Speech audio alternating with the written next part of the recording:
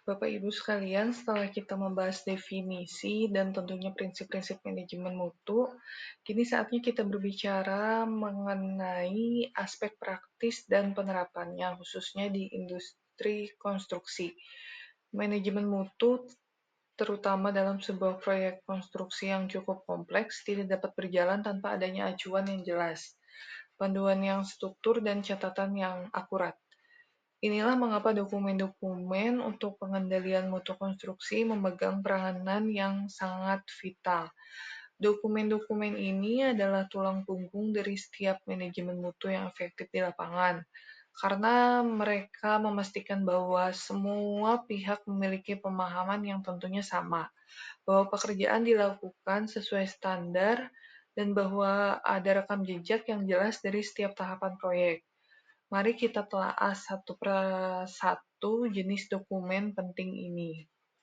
Yang pertama ada spesifikasi teknis yang berisi uraian lengkap dan jelas mengenai proyek yang akan dikerjakan untuk mencapai harapan semua pihak.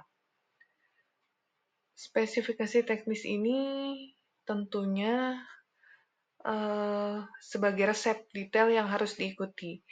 Tanpa spesifikasi teknis yang komprehensif, akan ada banyak ruang untuk interpretasi yang berbeda, yang bisa berujung pada perbedaan kualitas dan bahkan konflik. Tujuannya adalah untuk memastikan bahwa hasil akhir dalam sebuah proyek tersebut tidak hanya memenuhi standar hukum dan industri, tetapi juga harapan dan persyaratan dari semua pemangku kepentingan. Selanjutnya, kita memiliki gambar kerja.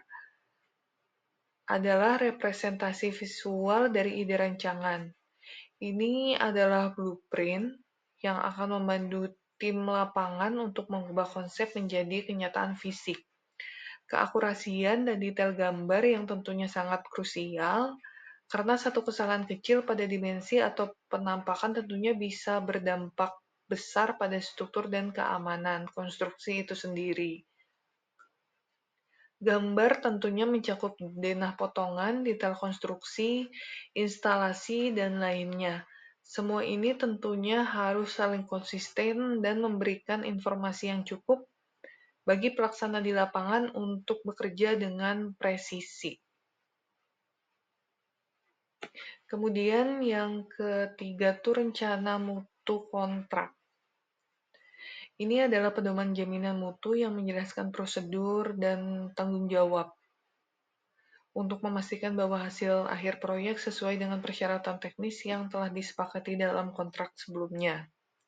Kemudian ada dokumen administrasi. Kategori ini mencakup berbagai catatan dan laporan yang dihasilkan selama pelaksanaan proyek, berisi hasil uji lapangan, permintaan kerja, kemudian catatan-catatan harian.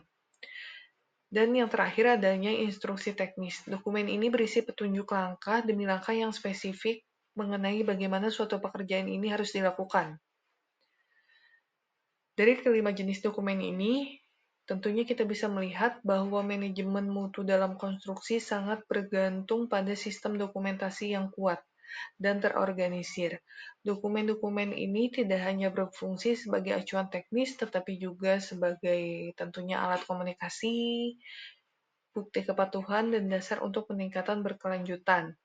Tanpa dokumen-dokumen ini, pengendalian mutu akan menjadi suatu yang abstrak dan tentunya sulit diukur.